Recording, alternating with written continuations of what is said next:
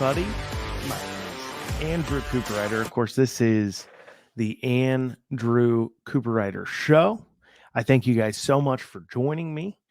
Today, we've got some great topics to cover. We've got two amendments on the ballot this here upcoming November. I'm going to go over both those amendments and talk about what it is that they do. What do they mean? What do they say? As well, we're going to talk about the Biden administration spending $3.6 million in the Appalachians of Kentucky to put in drug paraphernalia vending machines. And then finally, there's some talks about putting in a runoff rule, just some talks, just some chit chat, some chatter. Talk about what that does. What does it mean to Kentucky? Why is it being considered? So before we dive into those very important topics, I want to remind you guys to please like, comment, share, and subscribe. If you're watching on YouTube, subscribe. If you're watching this on Facebook, hit the like, hit the share. And as always, you can catch these video. If you're watching the video version, this is available as a podcast on all major podcasting platforms, audio only version. So you can take us with you on the go. You don't got to just leave open the YouTubes or the Facebook. You can listen on the go if you just want to be able to hear me do my breakdowns. So, well, thank you guys for joining me. And, let's dig into it. Let's talk about these amendments first. On our ballot this year, November, we're going to have these two amendments, Amendment 1, Amendment 2. What do they do? What do they mean? What do they say? So the first amendment you're going to be voting on will be an amendment to change our, amendments all change our Constitution, right? But would be to change specifically the legislative rules for how the legislative sessions can be conducted. Okay, so to give you an idea, so you understand how it is now, our legislature is supposed to be a part-time legislature, and right now, it on odd numbered years like 2023, for an example, it would meet only 30 days, and then they have to be out of session by March 30th. So they start early January, and then they have to be done by March 30th. During the even years, they have a 60-day session. It's a longer session. That's also when they do their budget, because they do the budget every 2 years. And they don't have to do the budget every 2 years. They did the budget 1 year a few times over COVID because of, whatever. But anyways, on even years, you have 60 days, and they got to be out by April 15th. Now, these are important things to understand as you're considering this amendment. Now, where the limitations of our legislature reared its head was during, of course, COVID issues. And when we were talking about the lockdowns and the mandates and everything else Beshear was putting into place. And the legislature was unable to do anything about it for a full year, at least, because of the fact that they have to be called into a special session by the governor in order to legislate. Otherwise, they have no powers. And so during that entire time, the legislator couldn't do anything about the Beshear issues. And so for that reason, they said, look, the legislature needs to be able to call itself into session. So the amendment allows the legislature to call itself into session for an additional 12 days at the call of both the House Speaker and then the Senate President. So Stivers and Osborne right now. But of course, those elections are coming up. Those are elections that, the members of the House, member of the Senate do. And so if both of them agree that they want to call a session, then they go ahead and they can call a session with this amendment, and they have 12 additional days beyond their 30 or 60 to have a special session. So they can deal with things. So if the governor doesn't want to call it, they can call it, and so they can address a situation. Now, that's not the only thing the bill does, though. And because if that was the only thing the bill did, I think we would I think it would be silly to not. I think it'd be a little silly to not support it, right? Because follow me here. One is people talk about the Democrats, especially, suddenly become huge fiscal conservatives anytime we're talking about Republicans having oversight over Democrats. All of a sudden, they start worrying about how much things cost. Well, if we call you into session, that costs more money to the taxpayer, and blah blah blah blah blah. And while granted, I'm not saying it doesn't, and I'm not saying we shouldn't be careful with taxpayer dollars. We absolutely should, but of the many things that government wastes money on, I don't think having oversight over the billions of dollars that is being spent by the executive should be held up because we're worried about spending $1 million on a special session of the legislature to have oversight on billions that the executive branch is spending. That makes no sense.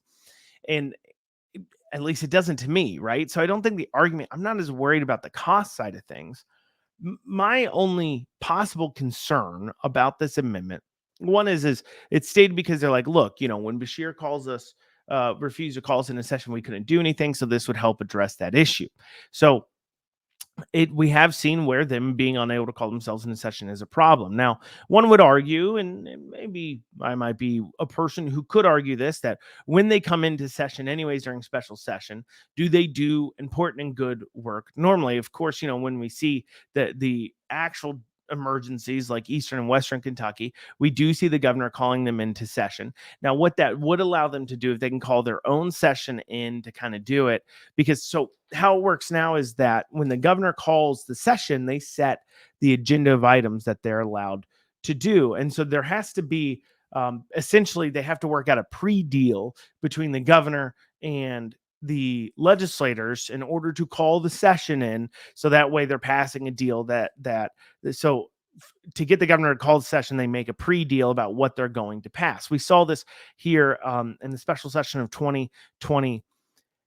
We saw this special session, and this is where they had the pre-deals worked out on what they're doing with the hospitals that were short-staffed and everything else.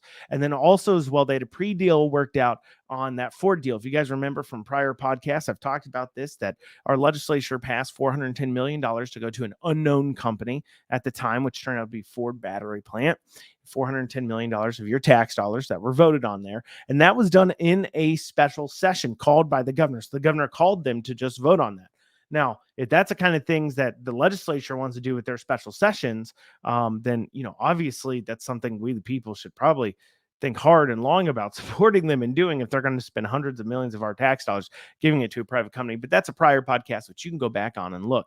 But they're going to do that regardless. So my thought of why I'm not as concerned about that is because the governor called them in to do that. They're going to do that. They all love doing it. It's not a concern that I think we should have in general as we're looking at this amendment about those sides of things. Because if they want to spend our money and be ridiculous, they're going to do it regardless, and they're going to get called into session by the governor. So here is my thought process here on them calling themselves into session. It means they don't have to strike a deal with the governor, which could be good, right? That means they can do things and respond to things without waiting for the governor to give them the okay. And I think that provides some good oversight. Now, here's my only pause on this amendment. And if the amendment didn't do this, I would full on say, yes, this is an important thing. We should vote yes for it. But what gives me pause is there's a line in this amendment that says that it would take away. Remember earlier when I talked about how they have to be out of session on odd years by March 30th and then even years by April 15th, the 30 and 60-day sessions, right? Well, this takes away that requirement. It takes away the requirement to be out by that time. Instead, it just says December 31st. So what this amendment would allow the legislators to do on even just an odd year where you only have 30 days is they could come into session, their regular session, not their special sessions, their regular session, and come into session 2 to 3 days a month, every single month. So let's say at the end of every month, they say, we're going to come in for 2 to 3 days. And then, of course, on the even years, where they have 60 days, they could come in for 5 days every month, or essentially 1 week a month, 25% of the time, and come in to session. Now, this is why it gives me pause. When we look at the growth of our federal government, and I understand state government, federal government, a little bit different as far as growth goes. But if we look at our growth of the federal government, those positions, the position of legislature was supposed to be a part-time job. It was supposed to be a part-time job, and it was supposed to be you would go back home and be a farmer or shopkeeper or whatever it is that you did back in the day. And the reason why is because they didn't want you detached from your own decisions. They didn't want you in your ivory tower making decisions for the rest of everybody, and then you're not feeling the repercussions of that. They want you to feel. They want you to be a citizen first. They want you to be a member of your community, living in the communities that you create and dealing with the consequences of your actions. And the biggest change that happened was Congress started coming into session more and more, where it stopped being a part-time job. It started being a full-time job.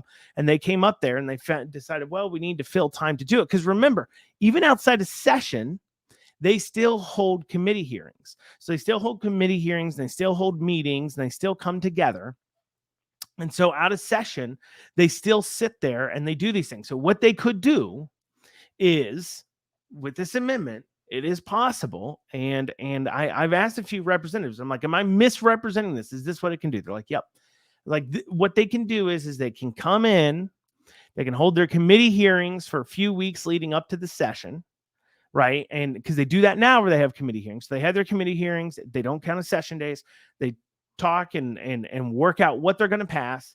Then they come into session for 2 days, 3 days. They for 2 days or 3 days, they pass a bill.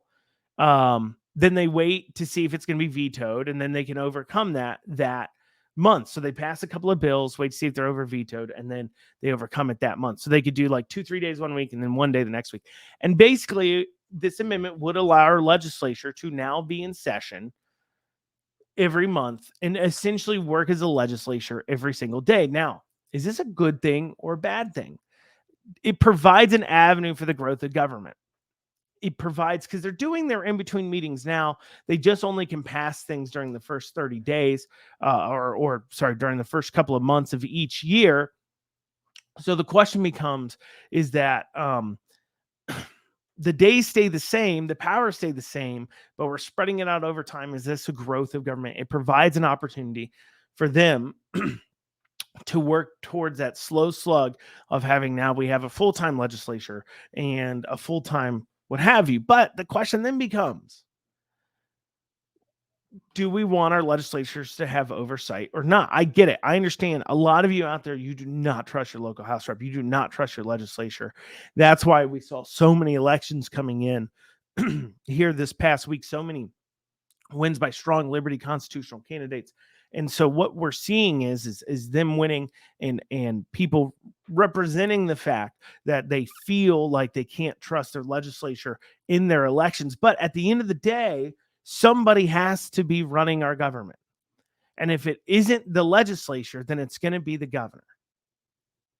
And now I'm left with a question of, while I'm afraid of the ongoing march and growth of government because legislatures will do whatever they need to do to fill their time. Trust me, you give them more time, you let them have 5 days a month, they will figure out how to fill their time and do more and more things. They'll get it figured out. But once again, the governor would be running if they're not. And so do you want one person to be concentrated with so much power with no oversight? I mean, we see this with for example, the Contracts Review Committee. They vote no on contracts. The governor can just go ahead and override it and spend money on it for as long as they want. And then not until the next session can they end it. And so it does. And we see that too with the Rules and Regulation Committee, where they're doing oversight on rules and regulations. And there was one here, like for an example, during 2021, during the committee hearing in regards to rules and regulations in regards to, I think, masking. It was in regards to. And so the legislature had to wait till they got into session in order to vote down that rule and regulation, even though they all were against it. So it's a mixed bag here. I mean, Amendment 1's a mixed bag for me. I'm going to be honest. I don't know how I will vote on it. I see the positives. We can keep a strange governor in check. Absolutely a positive.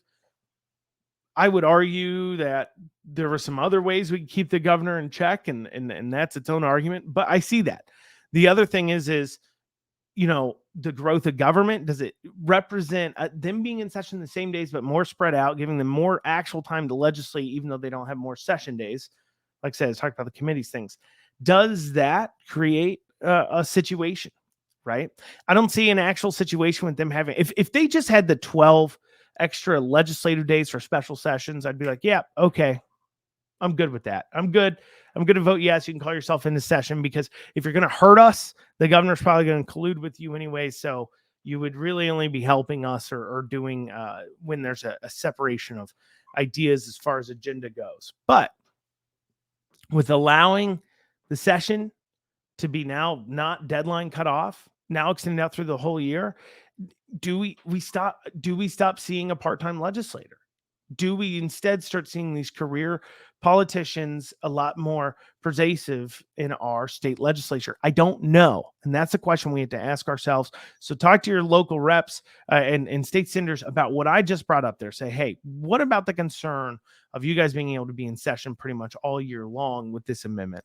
Because I think that's worth talking about before we jump in willy-nilly and support it a little bit more. I'd love to hear a little bit more about it. Maybe I'll try to get somebody on to talk about it, and we can have that discussion and figure out whether or not we should support that. Now, next we have Amendment 2. No question about it. You should vote yes on Amendment 2. What Amendment 2 does is it simply affirms what is currently true. So right now in our Constitution, there is no right to an abortion. Our state Constitution, there's no right to it. Just like there's no right to it at the federal level, but then we saw a rogue judge come in and decide, well, I'm going to read into it a rights that there are. Essentially, what we're saying with Amendment 2, if you vote yes on it, you're saying the legislature should have control over whether or not they can pass whatever abortion laws they want to pass. So if you like what's going on right now in Kentucky, no abortions unless in danger of the mother's life, then you need to vote yes on Amendment 2. If you believe, even if you believe in abortion, but you have to admit that at no point did anybody ever make a vote or change to the Constitution to put in a right to an abortion. And so what's happening is, and this is happening in a court case right now, where these far left activists are trying to argue that our state constitution somehow provides a right to an abortion. And this is costing us money. It's costing us time. It's ridiculous. And we are worried that a judge may read into the law a right for an abortion that doesn't exist. And by passing this amendment, one, it saves taxpayer funds because we stop having to deal with these cases. Two, it ensures that a rogue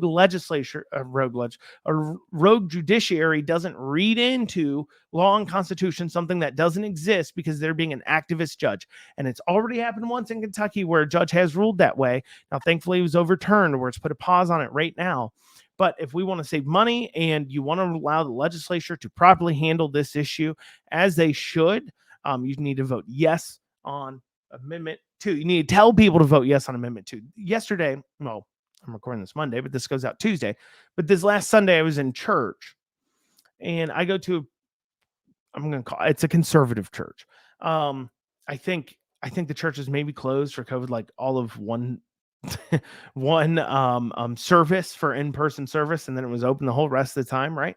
I go to a pretty conservative church, and it's weird that we have to say churches are conservative. They should all be conservative. But anyways, and the gentleman giving announcements, I go to a church about 75, not a huge church. I'm not a huge church guy necessarily. And church about 75. And the announcer, the guy doing the announcement, said, hey, how many of you know about Amendment 2, Yes for Life Amendment 2, that is on the ballot in November? Guys, I'm in a conservative church. All voters, all Republicans, all believe in the sanctity of life. Not a single person other than me and my wife raised our hands. Not a single person knew about it other than me and my wife and the entire church. That's a problem. We need to get out there. We need to be talking more with our friends and neighbors and telling them here about Amendment 2, telling them to vote yes on it. So that covers the two amendments. Let's stick in the line of legislation. Let's talk about talks of a runoff. So right now there's some chitter chatter, some rumors about possibly looking at changing some legislation to make it to where governor primaries have runoffs. Now, once again, I hate when we legislate for specific situations, but this is an interesting situation. So what has happened with our governor elections recently? So it used to be when you declared you're running for governor, you had to declare who your LT was, even during the primary, who your lieutenant governor was. So you were it'd be like, now you can choose your vice president after you win the primary at the federal level. Well, before, it'd be like having to choose your vice president before you go into the primary. And so that, coupled with a few other things, and being able to choose afterwards, means there's some incentive to maybe not choose your lieutenant governor necessarily very early. And then there's also some incentive for people who maybe would normally run as lieutenant governors with other individuals to now jump in as a governor, because one, they want to show their chops, and two, one argument could be that, well, you want a pretty well-performing governor primary candidate to be your lieutenant governor to help bring unity to the party after the primary. So that's a thought too. But what this has resulted in, or whether it's just because Beshear's uniquely unlikable and it's an open seat primary and it's a red state, and so people really feel whoever wins the primary will become the next governor of Kentucky and will beat Beshear. They really believe that, and I believe it too, because Beshear is I mean, look, don't get me wrong, he claims he's a moderate Democrat, but what's that really mean now these days?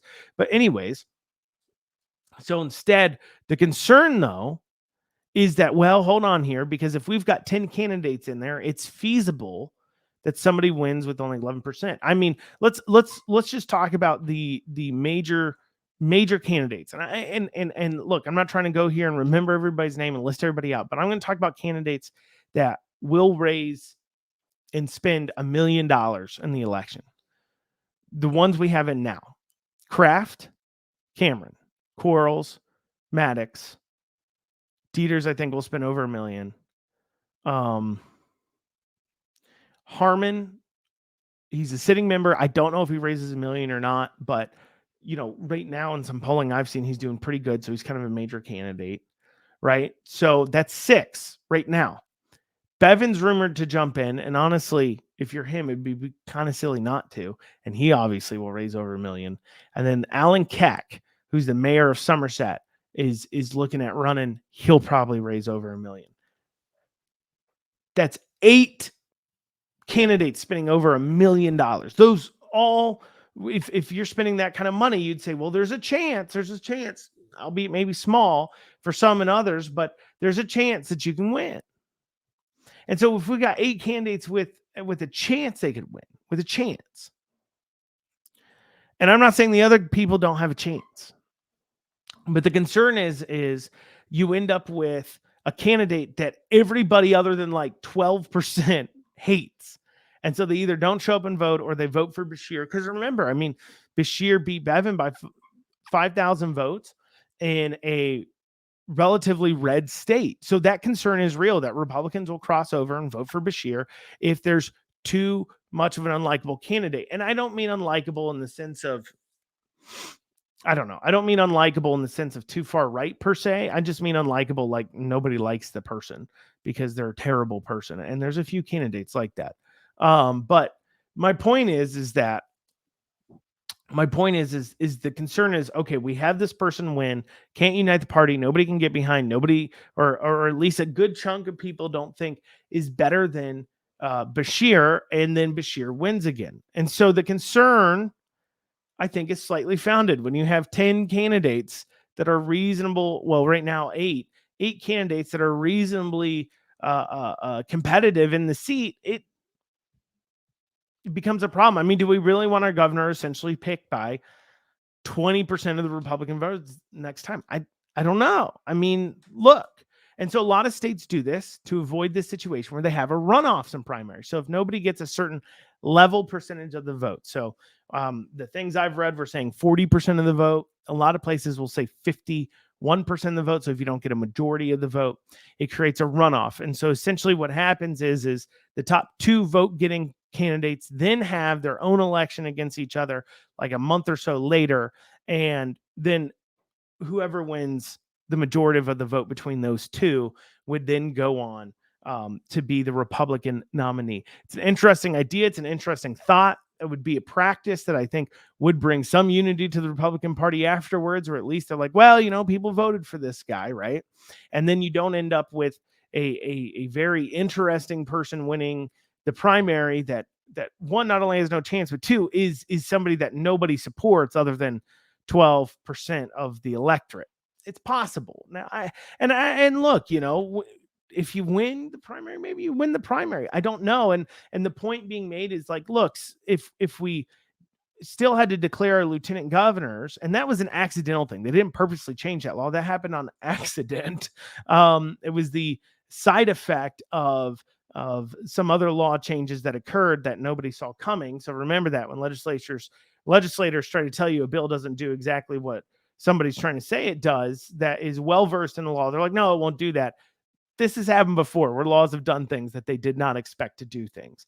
And so, which is weird to say, but it happens. And so, is a runoff a good idea? I don't know. Maybe. I don't know.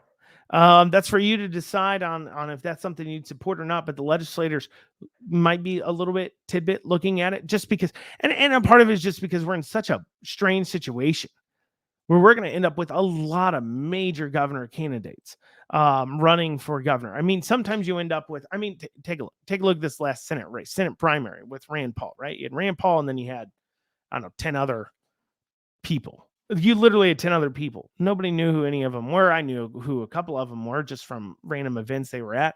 But, they weren't per se super serious candidates. We have a lot of super serious candidates. And then we also have some candidates that, who knows? I mean, they may make some grounds up. I mean, it would field with this many people. You could see somebody like a David Cooper or Robbie Smith coming out of nowhere and getting some of the vote there. I think that'd be interesting, certainly, to see. So, talks are runoff. Okay, final story here. I want to talk about the Biden administration spending $3.6 million for drug vending machines in the Appalachians of Kentucky. It's a test program. What is going to be in these drug paraphernalia vending machines? Let me be more specific. What's going to be in this? Well, the NIH, that wonderful organization, of course, is putting this on where to provide injection equipment, Narcan, fentanyl test strips, hygiene products, condoms, and other things. So basically, we're providing syringes and crack pipes and things like that to drug users through vending machines now. Now, ignoring the fact that if you go into a head shop and call a quote unquote water pipe a bong, that is illegal. Yes, in Kentucky, that is illegal. So you so much can't sell drug paraphernalia that you can't even refer to things like a bong as a bong. You have to call it a water pipe if you want to buy it in head shops because it's drug paraphernalia by definitionally. But yet we have our federal government giving it out for free, spending your taxpayer dollars giving this out. And what's the reasoning behind this? Well, of course, what we see is this is a typical leftist move where they take something that is what I would call not a conservative position and somehow make it a conservative position because we pay for the health care and everything else of these people. The idea is like, well, if you just provide them clean syringes and clean crack pipes, they'll go ahead and they'll be healthier and safer as they're using drugs. They're going to use it anyways. They're going to do it anyways. So you might as well provide them the paraphernalia to do it. So that way they're not sharing needles, and then the taxpayers don't have to pay for their health care. And that's the problem, is it becomes a conservative notion to provide syringes and crack pipes to drug users because we had to pay for their health care when the consequences of their actions come back to haunt them. And so that becomes now a conservative position. And we see already in Kentucky, we see things like the health departments and places like that doing these needle exchanges where they'll exchange your dirty needles for clean needles. And the defense of this, of course, is that, well, they're going to do drugs anyways. And at least we'll give them an opportunity to talk to them about their drug uses and provide them some tools. So maybe they'll stop using drugs. First off, if they're serious and waffling about not using drugs, one would argue that coming to the if they're worried about being guilted into stopping doing drugs, one would say psychologically they wouldn't show up to a place where somebody's standing there to do that. And so that's one idea. The other thing is that the logic there is not super great. Okay, now I understand the idea that, and look, I'm not saying nobody has ever been helped by needle exchange offering counseling and getting them into rehab and something like that. But it would be like saying that churches should set up prostitutes with rooms and allow them to sell sex at church because, well, They're going to do it anyways. And at least as the Johns and prostitutes come in, we can preach to them the gospel. However, how sincere are you in your belief that it's wrong if you're using your resources and your money to promote the item that they're doing? And for those of you who want to say, no, Andrew, that's not the same. It is literally the same, right? It's the same argument. It's the same logic. That instead of going to where people are and helping them in their positions, instead we're going to try to put up a beacon to attract them to us so then we can help them. But they're not forced to take our help, of course. No, instead they can just keep showing up and getting drugs from us or drug paraphernalia from us until one day maybe they overdose and die, or at least they're destroying their lives and we continue to pay for their lifestyle because, well, we had to pay for their health care and everything else. I don't think the logic is sound there, but it gets even worse. At least needle exchanges, they have to go see a person and that person can go to them. It gets even worse when we're talking about these drug vending machines, because they're not even having to look at a person and take things from them and then receive help. They can just walk up and get these things out of here and walk away. And so I have to wonder, what is the purpose of this? And I could only come up with one answer. And in Kentucky, I'm sorry, but it is very possible that Hunter Biden is moving to the Appalachians of Kentucky. I mean, that's the only thing that can explain it, right? I mean, Joe Biden clearly wants to make sure his son's taken care of and not going to overdose and has clean crack pipes and everything else for his incredibly terrible drug habits. And guys, I got to say, that's a sad day for Kentucky that Hunter Biden is moving to Kentucky. That's a sad day. But no, in all seriousness, why is this happening? Well, quite frankly, because we have high drug use and a Democrat governor. And because if he didn't, Republican state, the states would shut it down. I would argue that even it should be illegal, right? We should be arresting these federal agents putting these in place because they're clearly handling drug paraphernalia. And if we arrest a private citizen for selling these same things, then why does the government get to give it away? Using our tax dollars, by the way. Why is it legal for them to do it? But putting that to the side, I don't think this is a good idea. I don't think needle exchanges are a good idea. I don't think you're large scale. I think you're doing more harm than good. I understand you think, well, I'm helping these people and everything else. But one, you're negating consequences of their actions. Two, you're endorsing what they're doing by providing them the tools they need to do it. And then three, as well, what does it say about us as a society? If we're saying we are against them doing this, we're against that. Why would we continue to endorse it by spending time and taxpayer dollars giving them the tools they need? And like I said, I understand the argument that, hey, Andrew, these are people are going to use drugs anyways, and at least we can do is provide a safe way for them to do it. But I struggle to see how this is not just like a church allowing Johns and prostitutes to get together on church grounds. Can't handle it. Well, my name's Andrew Cooperrider. Thank you guys for joining me for the Andrew Cooperrider Show. Please share this out. Talk with others. You guys have a great